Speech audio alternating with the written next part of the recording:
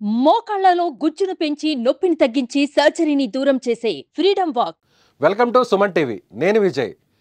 ఏపీలో జరిగినటువంటి ఎన్నికల్లో ఇప్పటికే ఎగ్జాక్ట్ పోల్స్ అంతా కూడా అనేక సర్వే సంస్థలు ఇచ్చాయి. ముఖ్యంగా తెలుగుదేశం పార్టీ పోటీ చేసినటువంటి స్థానాల్లో మంగళగిరి నియోజకవర్గం చాలా కీలకమైనటువంటి నియోజకవర్గం. ఎందుకంటే ఇక్కడి నుంచి నారా లోకేష్ బరిలో ఉన్నారు. ఈసారి నారా లోకేష్ గెలుస్తారా, గెలిస్తే ఎంత మెజారిటీతో గెలవబోతున్నారు? ఇప్పటికే ఆరాన్ మస్తాన్ ఇచ్చినటువంటి సర్వే ఫలితాల్లో ఎగ్జాక్ట్ పోల్స్లో కూడా ఖచ్చితంగా మంగళగిరిలో తెలుగుదేశం పార్టీ విజయం సాధిస్తుందని చెప్పడం జరిగింది. సో ఇప్పుడు గెలిస్తే నారా లోకేష్ ఎంత మెజారిటీతో గెలవబోతున్నారు అనే దాని మీద క్షేత్రస్థాయిలో అక్కడ పెద్ద స్థాయిలో అక్కడ బెట్టింగ్ నడుస్తుంది. ప్రస్తుతం దీనికి సంబంధించినటువంటి అప్డేట్ మా ప్రతినిధి విజయ్, సుమన్ టీవీ ప్రతినిధిగా ఉన్నటువంటి విజయ్ అక్కడి నుంచి గ్రౌండ్ రిపోర్ట్ ద్వారా అందించబోతున్నారు. విజయ్, చెప్పండి, లోకేష్ గెలుస్తారా, గెలిస్తే ఎంత మెజార్టీతో గెలవబోతున్నారు అనే దానిపై అక్కడ ఎలాంటి లెక్కలు కడుతున్నారు అక్కడ ఉన్నటువంటి రాజకీయ నాయకులు?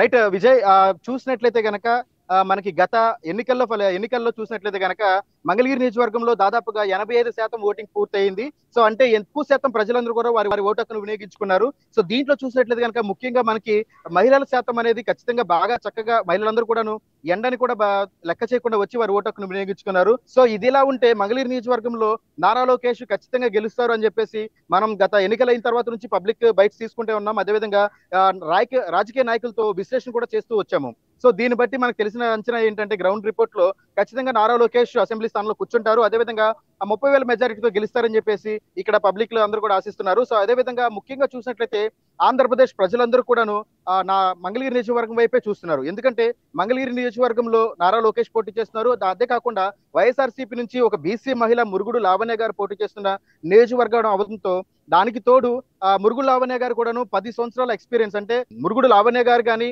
అదేవిధంగా మురుగుడు హనుమంతరావు గారు కానీ కాండ్రు కమలా గారు కానీ వీరందరూ కూడాను 10 సంవత్సరాల నుంచి వైఎస్ఆర్సీపీ నుంచి పోటీ చేస్తున్నారు. అదేవిధంగా గెలుపును ఆశిస్తూనే వస్తున్నారు. సో కానీ ఈ సంవత్సరం మాత్రం తారుమారయ్యే పరిస్థితి కనిపిస్తుంది. ఎందుకంటే ఎన్ఆర్ఐలు అందరూ కూడాను అధిక సంఖ్యలో గ్రామాల్లోకి వచ్చేసి వారందరూ కూడా వారి ఓటు హక్కును వినియోగించుకున్నారు. దీనివల్ల ఓటర్ల శాతం కూడా పెరిగిందని చెప్పవచ్చు. అంటే 10,000 ఓటర్లు అదనంగా యాడ్ అయినాయి. ఎవరైతే ఎన్ఆర్ఐస్ ఉన్నారో గ్రామాల్లో వారందరూ కూడా విదేశాల నుంచి వచ్చి వారి ఓటు హక్కును వినియోగించుకున్నారు. ఖచ్చితంగా ఆంధ్రప్రదేశ్ లో ఎవరు గెలుస్తారు, వైఎస్ఆర్సీపీ, టీడీపీ అని చెప్పేసి పెద్ద ఎత్తున బెట్టింగ్లు కూడా జరుగుతూనే ఉన్నాయి. ఎందుకంటే ప్రస్తుతం నారా లోకేష్ గెలుస్తాడు అని చెప్పేసి అందరూ కూడా పెద్ద ఎత్తున బెట్టింగ్లు మొదలెడుతున్నారు. సో దీని ప్రకారం చూసినట్లయితే మనకు అందిన సమాచారం ప్రకారం ఒక మంగళగిరి నియోజకవర్గంలోనే దాదాపుగా 10 కోట్ల బెట్టింగ్ జరుగుతుందని చెప్పేసి సమాచారం. సో దీని నిమిత్తం మన సర్వేలను ఆధారం చేసుకుని కూడా ఎక్కువ శాతం ప్రజలందరూ కూడాను అవగాహన తెచ్చుకుని కనీసం ఇప్పుడైనా ఆ బెట్టింగ్ నుంచి దూరంగా బయటకు వెళ్లి వారి కుటుంబం చూసుకోవాలని చెప్పేసి మనం చాలా జాతీయ సర్వే సంస్థలంతా కూడా నిన్న ఇచ్చినటువంటి ఎగ్జిట్ పోల్స్ రిజల్ట్స్ లో కూడా తెలుగుదేశం పార్టీ కూటమికే విజయావకాశాలు ఉన్నట్టుగా ఇచ్చారు. అయితే లోకల్ గా చేసినటువంటి అంటే కొంత క్రెడిబిలిటీ ఉన్నటువంటి ఆరామస్థాన్ సర్వేలో మాత్రం తెలుగుదేశం పార్టీ వెనకంజలో ఉంది. వైసీపీకి సంబంధించి రెండోసారి కూడా ఆ పార్టీ మళ్ళీ అధికారంలోకి రాబోతుంది అనేటువంటి ఫలితాలను ఇచ్చారు. దీన్ని ఎలా చూడాలంటారు? లేదు విజయ్, ఎందుకంటే మనకి గ్రౌండ్ రిపోర్ట్ అనేది చాలా ఇంపార్టెంట్. వాళ్ళందరూ కూడా ఎగ్జామ్షన్ అనమాట అది. సో కానీ మన గ్రౌండ్ లెవెల్లో అంటే ఎన్నికల ముందు నుంచి కూడాను ఎన్నికల తర్వాత కూడాను మనం ఖచ్చితంగా పబ్లిక్ బైట్స్ తీసుకుంటే ఉన్నాం. ప్రజల్లోకి వెళ్ళి ప్రజల సర్వే మొదలెట్టాం మనం. ఎందుకంటే ప్రతి ఒక్క బయట చూసినట్లయితే కనుక మనం ఖచ్చితంగా అభివృద్ధిని ఆశిస్తున్నారని చెప్పొచ్చు మంగళగిరి ప్రజలందరూ కూడాను. సో ఇదిలా ఉంటే నారా లోకేష్ కూడాను ఎప్పుడైతే ఓటమిని పరాజయం అయ్యాడో వెంటనే వెనుతిరగకుండా ఇక్కడే ఉండి తను సొంతంగా సంక్షేమ పథకాలను అంటే దాదాపుగా 27 సంక్షేమ పథకాలు తీసుకొచ్చి మంగళగిరి నియోజకవర్గాన్ని అధికారంతో సంబంధం లేకుండా అభివృద్ధి చేస్తూ వచ్చాడు. సో దీన్ని ప్రజలు మర్చిపోకుండా వారి ఓటు హక్కును వినియోగించుకున్నారు. అదే విధంగా నారా లోకేష్ ని ఖచ్చితంగా అసెంబ్లీలో కూర్చోబెట్టాలని చెప్పేసి ప్రజలు భావిస్తున్నారు విజయ్. రైట్, అంటే ఎన్ఆర్ఐలు వచ్చినటువంటి 10,000 మంది ఎన్ఆర్ఐలంతా కూడా తెలుగుదేశం పార్టీకి నారా లోకేష్ కే ఓటింగ్ చేశారనేది చాలా స్పష్టంగా అక్కడ అర్థమవుతుంది అనుకోవచ్చా?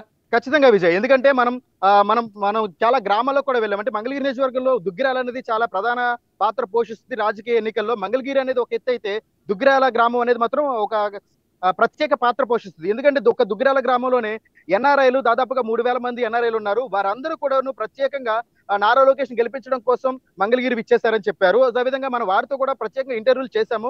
వారందరూ కూడా ఒకటే మాట చెప్పారు. ఎందుకంటే మేము అనేవాళ్ళం అక్కడ ఉంటాం, కానీ మా తల్లిదండ్రులు కానీ మా పిల్లల భవిష్యత్తు అనేది ఆంధ్రప్రదేశ్ లోనే ఉంటుంది. మా ఉనికి అనేది ఒక మంగళగిరి నియోజకవర్గంలో ఉంటుంది కాబట్టి దాన్ని కాపాడుకోవాలనుకుంటే ఖచ్చితంగా మనకి నారా లోకేష్ రావాలని చెప్పేసి వారందరూ కూడా ముక్కంటంతో చెప్పారు. సో ఈ వాళ్ళు చెప్పింది, పబ్లిక్ చెప్పిన దాన్ని బట్టే మనం బేస్ చేసుకుని గ్రౌండ్ రిపోర్ట్ అనేది రెడీ చేస్తున్నాం. కాబట్టి ఖచ్చితంగా నారా లోకేష్ అనే వ్యక్తి 30,000 మెజారిటీతో గెలుపొందుతాడని చెప్పేసి మంగళగిరి నియోజకవర్గం చాలా గట్టిగా ప్రజలు చెప్తున్నారు విజయ్. సో దీని ప్రభావం అంటే గత ఎన్నికల్లో చూస్తే నారా లోకేష్ అందరూ కూడా గెలుస్తారని భావించారు. ఎందుకంటే అప్పటికే తెలుగుదేశం పార్టీలో ఆయన కీలక శాఖ మంత్రిగా ఉన్నారు, పార్టీకి సంబంధించినటువంటి ప్రధాన కార్యదర్శిగా కూడా ఆయన వ్యవహరించారు.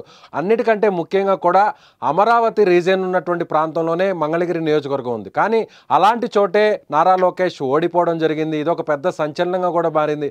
అయితే ప్రస్తుతం అప్పుడు ఓడిపోవడానికి కారణం ఏంటి, ఇప్పుడు గెలవడానికి ఉన్నటువంటి అవకాశాలు ఏంటంటారు, అప్పటికి ఇప్పటికి మారినటువంటి సిచ్యువేషన్ ఏంటంటారు? రైట్ విజయ్, మనం అంటే మీరు ఏదైతే అంటున్నారో అది ఖచ్చితంగా అది వాస్తవమే. ఎందుకంటే దాదాపు 10 సంవత్సరాల నుంచి రాజకీయాల్లో ఉన్నప్పుడు ఎందుకు ఓటమిని చవి చూస్తున్నారని చెప్పేసి మీరు అడుగుతున్నారు. అంటే ఇక్కడ ఏం జరిగిందంటే విజయ్, సంక్షేమ పథకాలు అనేవి కేవలం ప్రజలకు తాత్కాలికంగానే నిలుస్తాయి తప్ప అభివృద్ధి అనేది జరగలేదని చెప్పేసి మంగళగిరి వాసులు చెప్తున్నారు. ఇక్కడ మంగళగిరి నియోజకవర్గంలో చూసినట్లయితే కనుక అసలు అభివృద్ధి అనేది 0% ఉందని చెప్పేసి మనకి గ్రౌండ్ రిపోర్ట్ లో తెలిసింది. సో ఇదిలా ఉంటే ఆత్మకూరు 100 అడుగుల రోడ్డు అనేది చాలా ప్రధానంగా వైఎస్ఎల్సీపీకి దెబ్బతీయడానికి మంగళగిరి నియోజకవర్గంలో ప్రధాన పాత్రని చెప్పొచ్చు. ఆత్మకూరులో అంటే అక్కడ దాదాపుగా ఒక 6 అడుగులు 7 అడుగులు రోడ్డు సరిపోతుంది.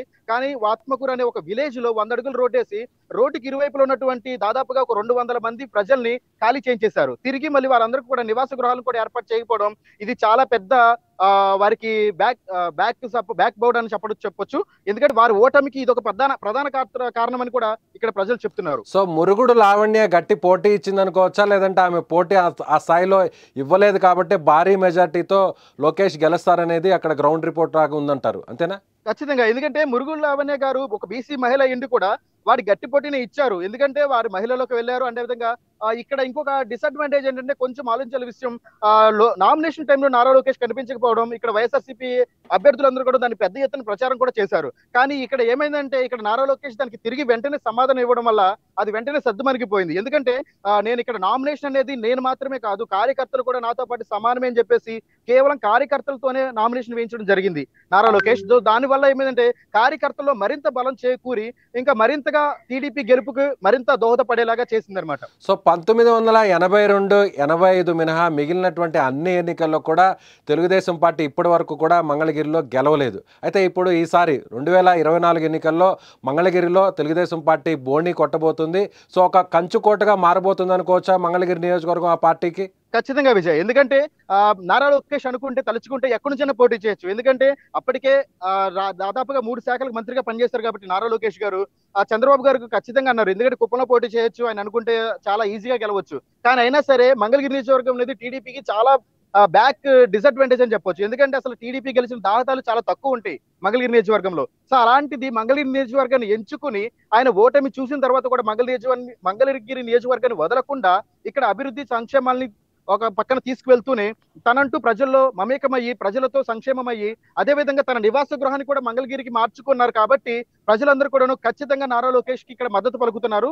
సో అదే విధంగా చూసినట్లయితే నారా లోకేష్ అనే వ్యక్తి ఓడిపోయిన తర్వాత కూడాను 27 సంక్షేమాలు తీసుకురావడం అనేది మామూలు విషయం కాదు విజయ్. సో దాన్ని బేస్ చేసుకుని ఇక్కడ ప్రజలందరూ కూడాను, ఎందుకంటే ఇక్కడ మురుగుడు లావణ్య గారు కూడా లోకలే, కాకపోతే ఆవిడ అభివృద్ధి కానీ సంక్షేమం అనేది కానీ ఏమీ కనిపించలేదు ప్రజలకి. సో కానీ నారా లోకేష్ మాత్రం రచ్చబండ అనే కార్యక్రమంతో ప్రజల దగ్గరికి ప్రతిరోజు సాయంత్రం వెళ్లి కలవడం, వారికి ఉన్న సమస్యలను తీర్చడంలో ప్రధాన పాత్ర పోషించారు. కాబట్టి నారా లోకేష్ ఖచ్చితంగా దీన్ని టీడీపీకి కంచుకోటగా చంద్రబాబు గారికి గిఫ్ట్ ఇవ్వబోతున్నారు.